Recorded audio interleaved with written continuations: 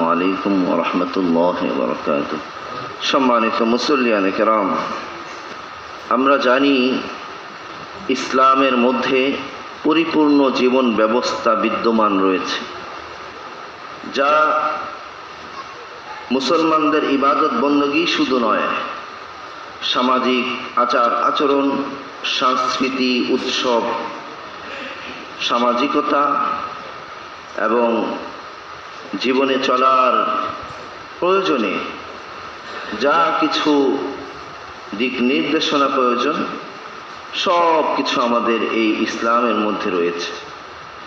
এবং আজ থেকে 1450 বৎসর পূর্বে যেদিন এই আয়াতে কারিমা নাজিল হয়েছে, আল ইয়াউমা আকমালতু লাকুম দীনাকুম ওয়া আতমামতু আলাইকুম নি'মাতি ওয়া রাদিতু লাকুমুল ইসলাম দীনা, আল্লাহ সুবহানাহু ওয়া তাআলা সেদিনই এই দ্বীন ইসলামকে পরিপূর্ণতা দান করেছেন এবং আল্লাহ অনুগ্রহ করে ইসলামকে আমাদের জন্য দ্বীন হিসেবে মনোনীত করেছেন। আল্লাহ পাকের যদি ইচ্ছে হতো, আল্লাহ পাক চাইলে ইসলাম ছাড়া অন্য কোনো ধর্মকেও আমাদের জন্য মনোনীত করতে পারতেন। আল্লাহ পাক দয়া করে সর্বোত্তম ধর্ম ইসলামকে আমাদের জন্য মনোনীত করেছেন। এটাকেই আমাদের জীবন ব্যবস্থা হিসেবে বেছে নেওয়ার জন্য আল্লাহ পাক হুকুম দিয়েছে। তো এখন আমরা যদি প্রশ্ন করি মানুষদেরকে যে আসলে আমাদেরকে আল্লাহ কেন সৃষ্টি করেছেন, তো আমরা যদি এক কথায় এটার উত্তর দিতে চাই, তাহলে কুরআনুল কারীমের কাছে আমরা চলে যাব। কুরআনুল কারীমে আল্লাহ সুবহানাহু ওয়া তাআলা বলছেন, ওমা খালাকতুল জিন্না ওয়াল ইনসা ইল্লা লিয়াবুদুন। এটা হচ্ছে এক কথা সংক্ষেপিত একটা উত্তর। এর হাজারো সংজ্ঞা ব্যাখ্যা থাকতে পারে। সংক্ষেপিত উত্তর কি, যে আল্লাহ পাক এই জিন এবং ইনসানকে শুধুমাত্র আল্লাহর ইবাদতের জন্য কি করেছেন? সৃষ্টি করেছেন। আল্লাহ পাক আল্লাহর ইবাদতের জন্য জিন এবং ইনসানকে সৃষ্টি করেছেন। এই আয়াতের সারমর্ম হচ্ছে এতটুকু। এখন এইটার যদি আমরা অনেক বিস্তারিত ব্যাখ্যায় যাই, ইবাদতের সংজ্ঞা কি, তখন আমাদের সামনে সব পরিষ্কার হবে। ইবাদত মানে কি? দাসত্ব। ইবাদত মানে কি? দাসত্ব। আমরা হচ্ছে আল্লাহ পাকের বান্দা। আব্দুন থেকে ইবাদত এসেছে। আব্দুন মানে কি? দাস। আব্দুন মানে দাস, গোলাম। আব্দুন। আল্লাহ হচ্ছে মাবুদ। আল্লাহ কি? মাবুদ। আর যিনি ইবাদত করেন তাকে বলা হয় আবিদ। কি বলা হয়? আবিদ। তাহলে আবিদ ইবাদত করবে কার? মাবুদের। কার? মাবুদের। আমরা বলি না যে মাবুদ, বলি না, মাবুদ। জিনের জন্য যে হুকুম, মানুষের জন্য এই হুকুম। এখানে আল্লাহ পাক কিন্তু অন্য কোনো প্রাণীর কথা বলেন নাই। বলেছেন? গরু ছাগলের কথা বলেছেন না। তার মানে এই বিচারের দিন, রোজ কিয়ামতের দিনে যেই ফয়সালা অপেক্ষা করছে, সেগুলো জিন এবং ইনসানের জন্যই, ওই হাসরের ময়দান। তাহলে ইবাদতের সংজ্ঞায় যদি আমরা চাই, শুধু কি 5 ওয়াক্ত নামাজ পড়াই ইবাদত? তাহলে তো অনেক ছোট হয়ে গেল। আল্লাহ কি জান্নাত থেকে আল্লাহর বান্দাদেরকে বাবা আদম এবং মা হাওয়ার মাধ্যমে এই দুনিয়ায় যে পাঠাইছেন, এটা কি শুধুমাত্র 5 ওয়াক্ত নামাজের সময় এসে সিজদা দেওয়ার জন্যই? না, এত হালকা অর্থ নয়, আরো গভীর অর্থ রয়েছে। এখন এইটার উত্তর খুঁজব। কুরআনুল কারীমে সূরা মুলক খুলে দেখুন। আল্লাহ বলেছেন, আল্লাযী খালাকাল মাউতা ওয়াল হায়াতা লিয়াবলুয়াকুম আইয়ুকুম আহসানু আমালা। শয়তান যখন চ্যালেঞ্জ করলো যে আমি আপনার প্রত্যেকটা বান্দারকে শেষ পর্যন্ত বিভ্রান্ত করার চেষ্টা করব, তাদের শিরায় শিরায় আমি প্রবেশ করার অনুমতি চাই আপনার কাছ থেকে, এবং আমি কিয়ামত পর্যন্ত হায়াত বৃদ্ধি চাই, শয়তান যখন বিতাড়িত হবে তখন এই কয়েকটা দাবি আল্লাহর সামনে পেশ করেছিল। আল্লাহ পাক তাকে মঞ্জুর করেছিলেন। শয়তান কিয়ামত পর্যন্ত বাঁচবে কিনা? বাঁচবে। শয়তান মানুষের যে কোনো স্থানে প্রবেশ করতে পারবে, শাহী রব সবখানে সে প্রবেশ করতে পারবে। যে কোনো জায়গায়, পৃথিবীর যে কোনো স্থানে, যে কোনো মুহূর্তে শয়তান যেতে পারবে, এই ক্ষমতা তার আছে। পৃথিবীর আদি থেকে নিয়ে শেষ পর্যন্ত, অর্থাৎ আদম থেকে নিয়ে একেবারে কিয়ামতের আগ পর্যন্ত সমস্ত মানুষের সাথে শয়তানের মোলাকাত হবে এবং হয়েছে। সমস্ত পয়গম্বরদেরকে শয়তান ধোঁকা দেওয়ার চেষ্টা করেছিল, আল্লাহ পাক নিজ অনুগ্রহে হেফাজত করেছেন।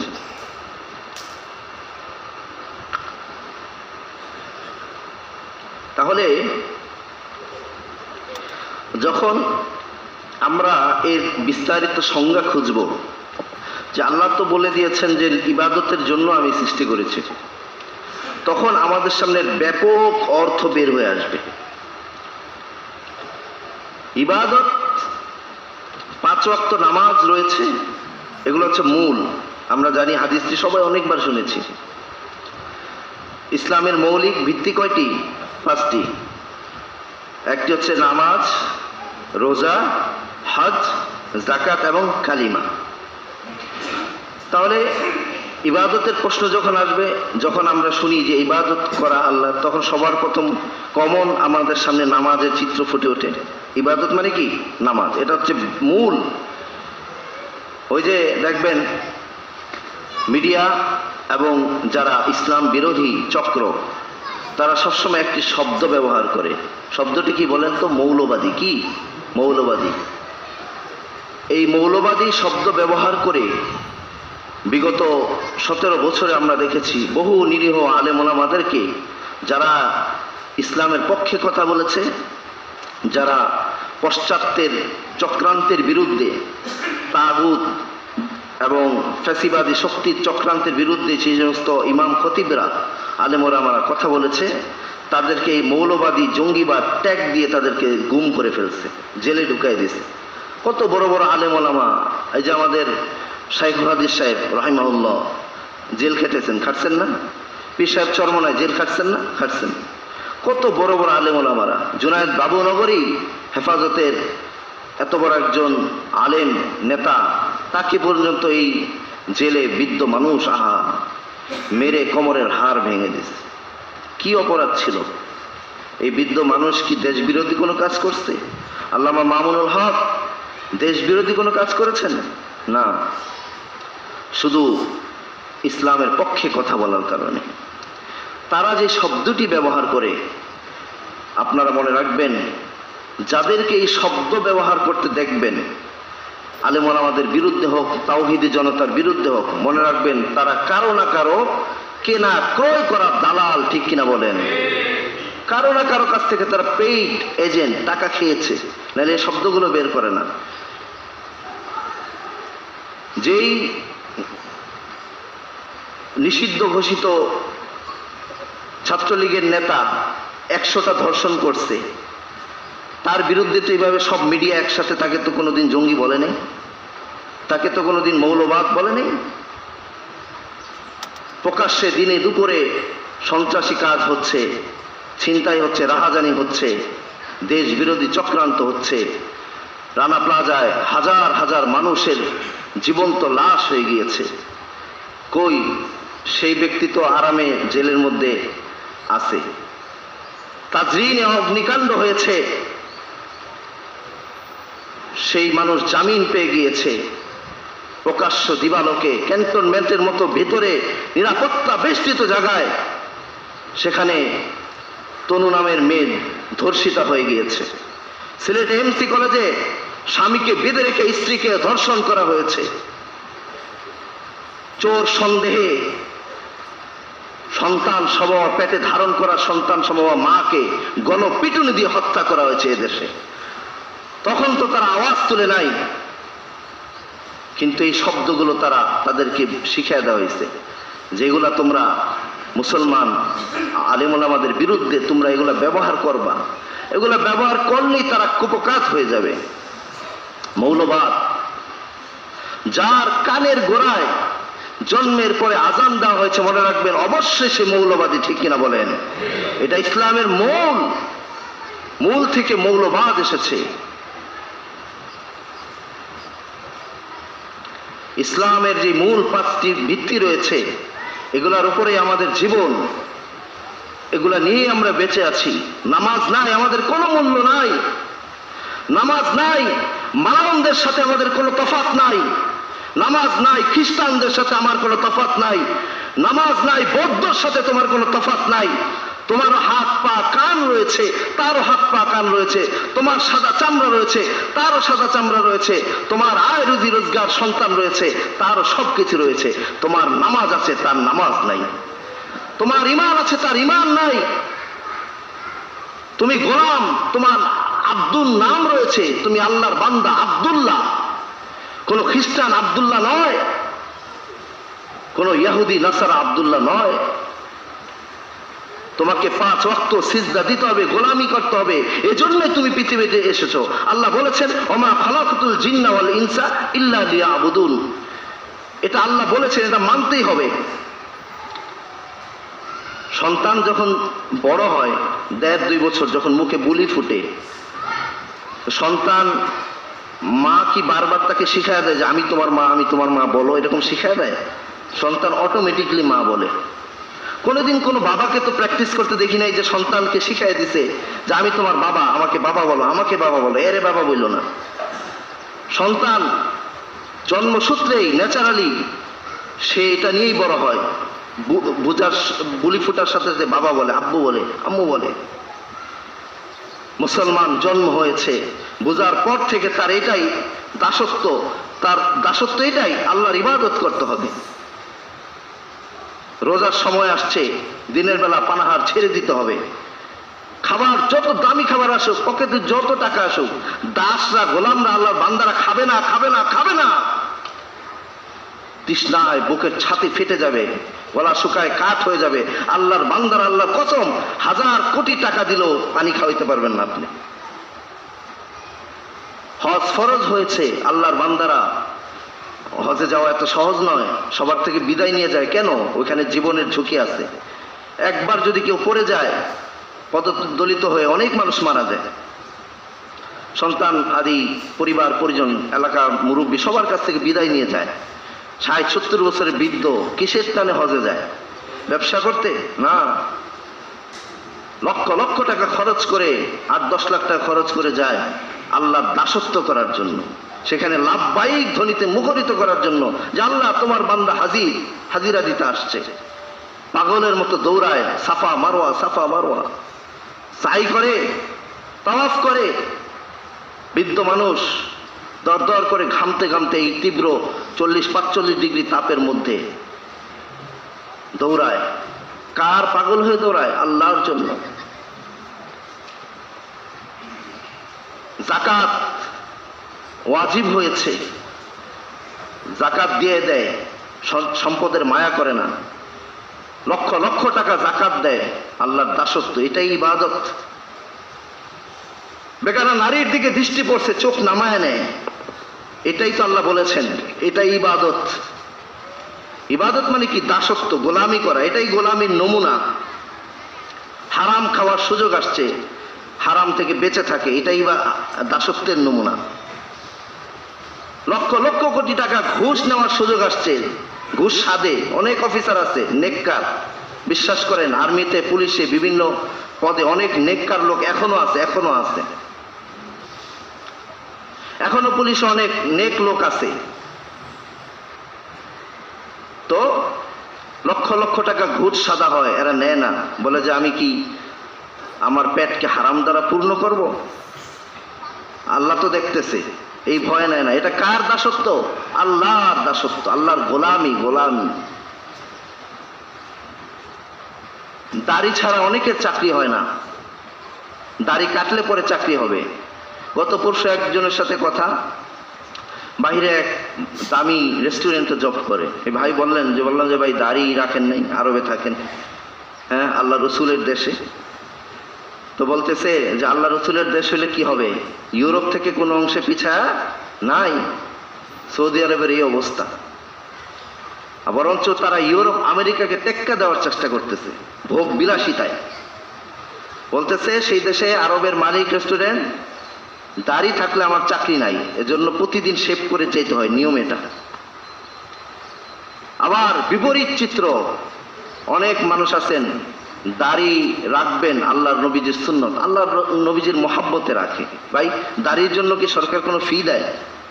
কোনো বার্ষিক কোনো প্রণোদনা আছে? নাই। দাড়ি যারা রাখে, আমি মনে করি ভাই, কোনো নারীকে খুশি করার জন্য কেউ দাড়ি রাখে না, বরঞ্চ আজকালকে আধুনিক নারীরা শেভ করা দেখলেই খুশি হবে, তোমার ইয়াং ইয়াং লাগতেছে। বরঞ্চ একমাত্র আল্লাহর রসুলের মুহাব্বত যাদের হৃদয় সীমাহীন আছে, যারা হুবহু ফলো করতে চায় আল্লাহ রসুলের, ভাই রাখছি কেন, আল্লাহ রসুলের ছিল রাখছি, এত কিছু জানি না। কিয়ামতের দিন আল্লাহ রসুলের শাফায়াত লাভ করার ইচ্ছা আছে, এই সুরতেই উঠানো হবে, এজন্যই রাখছি। এগুলা দাসত্ব, আল্লাহ রসুলের গোলামি। হযরত ওমর ইবনুল খাত্তাব রাদিয়াল্লাহু তাআলা আনহুর জামানার এক ঘটনা। হযরত আব্দুল্লাহ ইবনে ওমর বাবার মতো তেজোদ্দীপ্ত ছিলেন। তো তিনি এক সাহাবীকে রাগ করে গালি দিয়ে বসলেন। গালি বলতে বকা, বললেন যে গোলামের বাচ্চা গোলাম, আমরা বলি না। তো সেই সাহাবী ওমর ইবনুল খাত্তাব রাদিয়াল্লাহু তাআলা আনহুকে গিয়ে বিচার দিছে যে খলিফাতুল মুসলিমিন, আমাকে তো এই আপনার ছেলেই বকা দিছে। পরে ওমর ইবনুল খাত্তাব রাদিয়াল্লাহু তাআলা আনহু তাকে সহ ছেলেকে কাছে রাখলেন, বললেন যে একদিক থেকে কিন্তু এটা কিন্তু বাস্তব, তুমি স্বীকার করো। কয় কিভাবে? কয় তুমি আমরা সবাই তো আল্লাহ রসুল গোলামি করেছি, আল্লাহ রসুলের খাদেম ছিলাম আমরা। তো তোমার বাবা আব্দুল্লাহ ছিল আল্লাহ রসুলের খাস গোলাম, তো তুমি গোলামের বাচ্চা গোলাম না? এবার তো হাইসা দিছে, হাইসা দিয়া বুকে জড়ায় ধরছে যে না ভাই, তোমার কথাটাই ঠিক। এটা যদি ঠিক হয় তাহলে আল্লাহ রসুল সাল্লাল্লাহু আলাইহি সাল্লামের গোলামের বাচ্চা গোলাম হওয়াটা অনেক বড় সৌভাগ্য। জোরে বলেন সুবহানাল্লাহ, সাল্লাল্লাহু আলাইহি ওয়াসাল্লাম। তো মুহতারাম হাজিরিন, এক কথায় আমরা যে জবাব খুঁজেছিলাম যে ওমা খালাকতুল জিন্না ওয়াল ইনসা ইল্লা লিয়াবুদুন, আল্লাহ সুবহানাহু ওয়া তাআলা বলেছেন যে আসলে আমি মানুষকে এবং জিন্নাতকে সৃষ্টি করেছি শুধুমাত্র আমার ইবাদত করার জন্য। এটার বহুমুখী সংজ্ঞা রয়েছে। হার কিসিমের গুনাহ থেকে বেঁচে থাকা, সংযম পালন করা, হারাম থেকে বেঁচে থাকা, মিথ্যা কথা থেকে বেঁচে থাকা, এটাও তো আল্লাহর দাসত্ব, এটাও তো ইবাদতের অন্তর্ভুক্ত। স্বামী স্ত্রী একসাথে রাত্রি যাপন করা, এটা যে ইবাদত, এটা জানেন? মায়ের দিকে নেক সুরতে তাকানো, সন্তান যখন তাকায় মায়ের দিকে, ইবাদত। আল্লাহর বান্দারা তাহাজ্জুদ পড়ার জন্য উঠতে পারে না, অনেক আছেন এরকম, মনে ইচ্ছা থাকে কিন্তু রাত্রে যখন গভীর হয় ঘুম থেকে উঠতে পারে না। অথচ এশার নামাজের পরে, বিতরের নামাজ পড়ে তারা যদি 2 রাকাত 4 রাকাত নফল নামাজের নিয়ত করে ইবাদত করে, আল্লাহ রাসূল সারা জীবন 8 রাকাত কিয়ামুল লাইল পড়তেন। কয় রাকাত? 8 রাকাত। তার সারা রাত সে আল্লাহর বান্দা ঘুমাবে, সারা রাত সে ইবাদত করার সওয়াব পাবে। জোরে বলেন সুবহানাল্লাহ। কিন্তু আমরা কয়জন গ্রহণ করি? দাসত্ব করার সুযোগ আমাদের রয়েছে, আমরা ড্যাম কেয়ার গ্রহণ করি না। তো এই প্রসঙ্গ আসলো কোথা থেকে? যে দেখেন, ইসলাম আমাদেরকে যেরকম পূর্ণাঙ্গ জীবন ব্যবস্থা দিয়েছে, বিধান দিয়েছে, ঠিক তেমনি ইসলাম অন্যান্য ধর্মাবলম্বী যারা হিন্দু, বৌদ্ধ, খ্রিস্টান আরো যারা রয়েছে তাদেরকেও তাদের ধর্ম পালন করার স্বাধীনতা দিয়েছে। লাকুম দীনুকুম ওয়ালিয়া দীন, আমরা সবাই জানি। তো যখন প্রতি বছর, যেহেতু আমরা দাবি করি যে আমরা 90% মুসলমানদের দেশে, আমরা শতকরা 90 জন মুসলমান, তো যেহেতু 90 জন মুসলমান, এরপরে সর্বাধিক সংখ্যায় বেশি হচ্ছে হিন্দু ধর্মের মানুষ। তো তাদের যখন ধর্মীয় সবচেয়ে বড় উৎসব আসে, যেটা সামনে আসছে আর মাত্র 2-4 দিন পরেই দুর্গা পূজা, তো সেখানে তাদের ধর্ম পালন করার, উৎসব পালন করার পরিপূর্ণ অধিকার স্বাধীন দেশে রয়েছে। বরঞ্চ ইসলাম তাদের নিরাপত্তার বিধান দেওয়ার জন্য শাসকদেরকে হুকুম দিয়েছে, নিরাপত্তা দিতে হবে। আমরা দেখেছি যে অন্যান্য বারের তুলনায় এবার তাদের পূজা মণ্ডপগুলোতে আরো বেশি নিরাপত্তার ব্যবস্থা, এবং এবার সরকারিভাবে এই ইন্টারিম গভর্নরের পক্ষ থেকে প্রত্যেকটা মন্দিরে, পূজা মণ্ডপে তারা সিসি ক্যামেরা, পর্যবেক্ষণ ক্যামেরা লাগাচ্ছে। কিন্তু ভুলটা কোথায় আমাদের? ছোট থেকে আমরা দেখে আসছি যে যখন এই উৎসবটা সামনে আসে তখন আমাদের মধ্যে কিছু মিডিয়া খুব ফলাও করে প্রচার করে, ধর্ম যার যার, উৎসব সবার, নাউজুবিল্লাহ মিন যালিক। এই কথাটার মধ্যে সূক্ষ্মভাবে শিরিক লুকায়িত আছে, ঢুকাই দেওয়া হয়েছে। কেন? ধর্ম যার যার, উৎসব তার তার। দেখেন, আমাদের ধর্ম ইসলাম, আমাদের উৎসব কি? ঈদুল আজহা, ঈদুল ফিতর। আমাদের ধর্মে ঈদুল আজহা, যেহেতু তাদের ধর্মে গরু জবাই নিষিদ্ধ, আমরা কি কেউ কি জোর করে তাদেরকে গরু জবার উৎসবে রাখতে পারি বলেন? আমরা যদি এই কথা প্রমাণ করতে চাই ধর্ম যার যার, উৎসব সবার, তাহলে তো আমাদের প্রত্যেকটা যেখানে গরু জবাই হয় প্রত্যেকটা জায়গায় তাদের বড় বড় নেতাদেরকে দাওয়াত দিতে হবে। আমাদের ঈদুল আজহার ইয়েতে, ঈদগাহে তাদেরকে আহ্বান করতে হবে, দাওয়াত দিতে হবে। এটা কি সম্ভব? এটা তাদের ধর্মীয় অনুভূতিতে আঘাত হানা হবে না? আমরা কখন এটা করি? আমার জানা মতে কোনো মুসলমান এটা করে না। হিন্দু প্রতিবেশী রয়েছে আমাদের, হিন্দু অনেকের যেহেতু চলতে ফিরতে হয়, ব্যবসায়িক পার্টনার, অনেক কিছু রয়েছে, অনেকের বন্ধুও রয়েছে, যদিও ইসলাম নিষেধ করেছে। আমরা আসছি সে আলোচনায়। তো তাদেরকে, আমাদের যাদের হিন্দু প্রতিবেশী রয়েছে, আমরা কি কখনো আমাদের ঈদুল আজহা বা ঈদুল ফিতরের মসজিদে, ঈদগাহে অথবা আমাদের জবাহের স্থানে আমরা তাদেরকে দাওয়াত দেই বলেন? আমরা দেই না। আমরা জানি যে এটা তাদের ধর্মে নিষিদ্ধ, আমরা তাদের ধর্মীয় অনুভূতিতে আঘাত করি না। কিন্তু আল্লাহ সুবহানাহু ওয়া তাআলা যেখানে স্পষ্ট বলেছেন যে ইন্নাল্লাহা লা ইয়াগফিরু আন ইউশরাকা বিহি ওয়া ইয়াগফিরু মা দুনা যালিকা লিমান ইয়াশা ওয়া মান ইউশরিক বিল্লাহি ফাকাদ ইফতারা ইসমান আযীমা। আরেক জায়গায় বলেছে মান ইউশরিক বিল্লাহি ফাকাদ হারামাল্লাহু আলাইহিল জান্নাহ, যে আল্লাহর সাথে কাউকে শিরিক করলো, শরীক করলো, আল্লাহ তার স্থান রেখেছেন অবশ্যই জাহান্নামে। কোথায়? জাহান্নামে। এই আয়াতে কারিমে আল্লাহ স্পষ্ট বলেছেন যে আল্লাহ এই বিষয় ক্ষমা করেন না, অবশ্যই ক্ষমা করেন না যে আল্লাহর সাথে কাউকে শরীক করে। এছাড়া আল্লাহ যা ইচ্ছা তা ক্ষমা করে দিতে পারেন। কবিরা গুনাহ আল্লাহ ক্ষমা করেন না? করেন। তওবা করলে কি হয়? ক্ষমা হয়। কবিরা গুনাহ করছে আল্লাহর বান্দা, জিনা করছে, খালেজ দিলে, খাঁটি দিলে, তওবা করলে আল্লাহ সেটাও ক্ষমা করে দিতে পারে। কিন্তু শিরিককারীকে আল্লাহ ক্ষমা করবেন না, কুরআনুল কারীম আল্লাহ স্পষ্ট বলেছেন। তাহলে আমরা যদি একটু সূক্ষ্মভাবে তাকাই, এই কথাটা যারা বিশ্বাস করে যে ধর্ম যার যার, উৎসব সবার, তারা কি করলো? শিরিক করলো। অনেক সুশীলরা রয়েছেন যারা অতি সুশীল সাজতে গিয়ে পূজা মণ্ডপেও গিয়ে হাজির হন। বিশ্বাস করেন ভাই, আল্লাহর জাতের তাওহীদের সত্তার সাথে, আল্লাহর ওয়াহদানিয়াতের সাথে, আল্লাহুস সামাদ, কুল হুয়াল্লাহু আহাদ, বলেন কুল হুয়াল্লাহু আহাদ, এটার সাথে কোনো আপোষ নাই। আল্লাহ জাতের কসম, প্রত্যেকটা পূজা মণ্ডপের সামনে থেকে শিরকের গন্ধ বের হয়, ঠিক কিনা বলেন? আল্লাহর বান্দারা এটা সহ্য করতে পারে না। আমাদের কলিজার ভিতরে পুড়তে থাকে, পুড়তে থাকে যখন দেখি সারা দুনিয়ার আসমান জমিনের মালিক রবকে ছাড়া আল্লাহর বান্দা অন্য কাউকে সিজদা করতেছে, অন্য কাউকে পূজা করতেছে। এটা আমরা সহ্য করতে পারি না ভাই। আপনাদের কি অনুমতি জানি না। ওই কয়েকটা দিন আমাদের খুব কষ্ট লাগে, আমরা যারা কোরআন হাদিসের গভীরে ঢুকেছি। এই জায়গাটা আমরা কাউকে দিতে পারি না। তারা যখন বলি দেয় তখন কি আল্লাহর নামে দেয়? না, তাদের দেব দেবীর নামে দেয়। আমি ধর্মীয় বিদ্বেষের কথা সরাচ্ছি না, আমি আমাদের ধর্মের, আমার রবের ওয়াহদানিয়াত, তাওহীদ, আমার রবের একত্ববাদের দাওয়াত দিচ্ছি। মৃত্যু সামনে আসলেও রবের একত্ববাদের দাওয়াত দিয়ে যাব।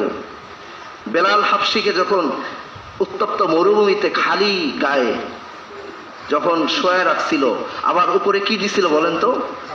তপ্ত পাথর। বেলাল হাবশি এই বডির নিচের অংশ পুরে একেবারে ফোসকা পড়ে গেছে, আর উপর থেকে সেই পোড়া গন্ধ আসতেছে। আবু বকর সিদ্দিক রাদিয়াল্লাহু তাআলা ওই পথ দিয়ে যাওয়ার সময় এটা দেখে সহ্য করতে পারলেন না। তখনও বেলাল হাবশির গলা দিয়ে একটা আওয়াজ বের, আহাদ আহাদ আহাদ, এই শব্দটা বেরোচ্ছিল বেলাল হাবশি। এমনি এমনি বেলাল বেলাল হয় নাই, যার আজান না হইলে প্রভাত কায়েম হয় না।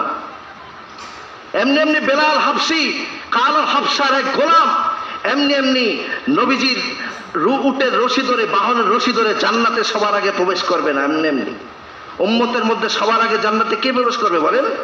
বেলাল হাবশি। একমাত্র আল্লাহর ওয়াহদানিয়াত তাওহীদে এখানে তিনি কোনো ছাড় দেন নাই, কোনো ছাড় দেন নাই।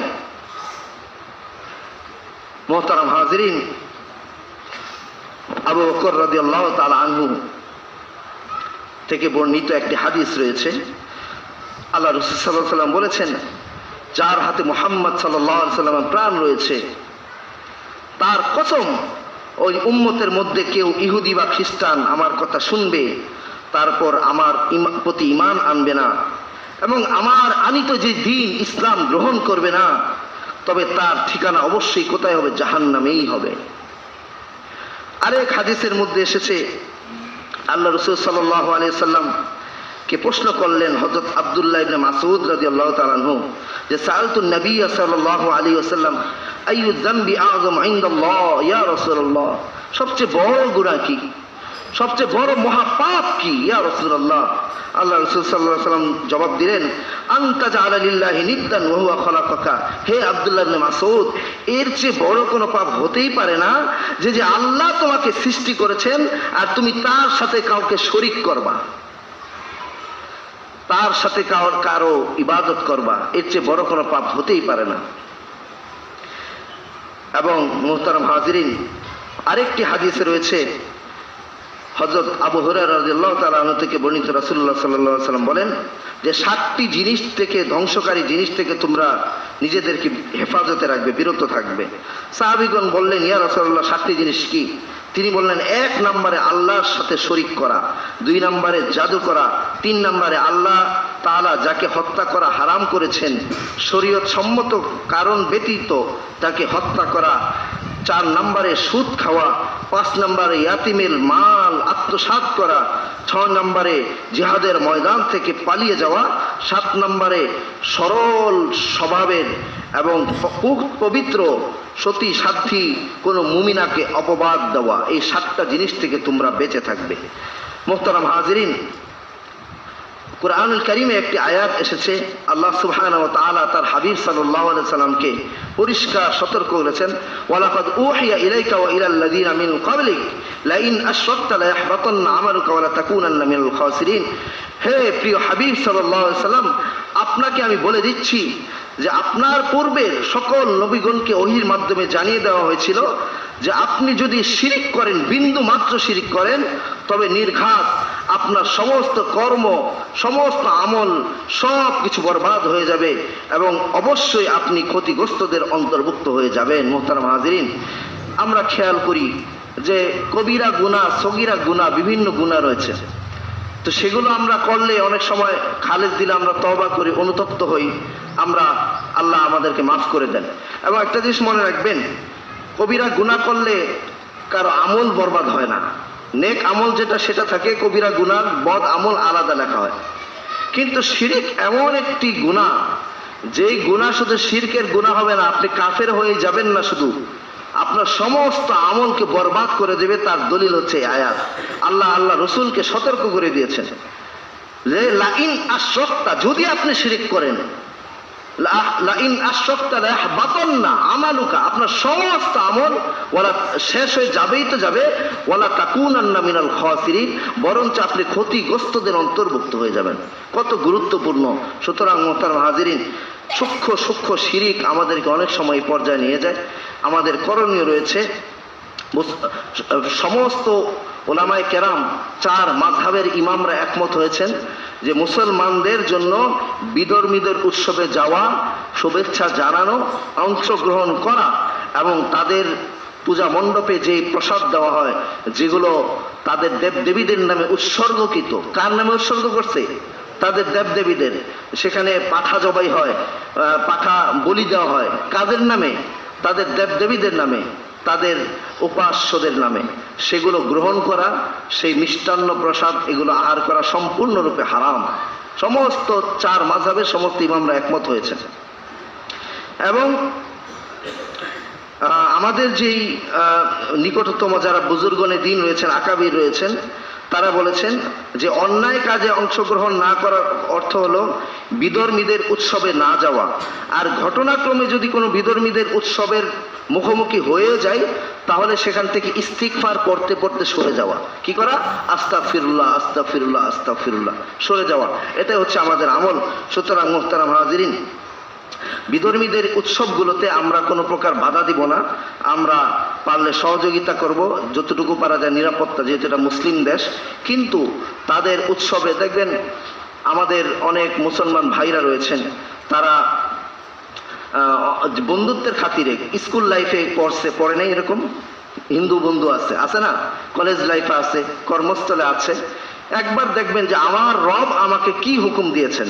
আমরা এক মুহূর্তের জন্য যদি আবেগটাকে সরা রাখি, আল্লাহ সুবহানাহু ওয়া তাআলা বলছেন যে ইয়া আইয়ুহাল্লাযীনা আমানু লা তাত্তাখিযুল ইয়াহুদা ওয়ান নাসারা আউলিয়া।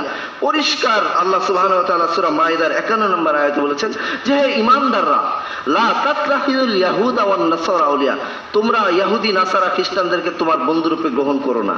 আল্লাহ কি বলছেন? গ্রহণ না করতে, একেবারে পরিষ্কার। তারপরে কি বলছেন? বা'দুহুম আউলিয়াউ বা'দ ওয়া মান ইয়াতাওয়াল্লাউ মিনকুম ফাইন্নাহু মিনহুম ইন্নাল্লাহা লা ইয়াহদিল কওমাজ যালিমিন। যে তোমরা ইহুদি নাসারা খ্রিস্টানদেরকে তোমাদের বন্ধুরূপে গ্রহণ করো না। ওরা পরস্পরের বন্ধু, ওরা একে অপরের বন্ধু। মুসলমানদের উপরে যখন হামলা চালায় তখন তারা কি একজোট। মুসলমানদেরকে মারলে তারা আনন্দ পায়, কিন্তু ওরা কোনোদিন মুসলমানদের বন্ধু হইতে পারে না। এই যে আপনারা দেখেন গাজায় লক্ষ লক্ষ মুসলমান নারী শিশুকে হত্যা করা হয়েছে।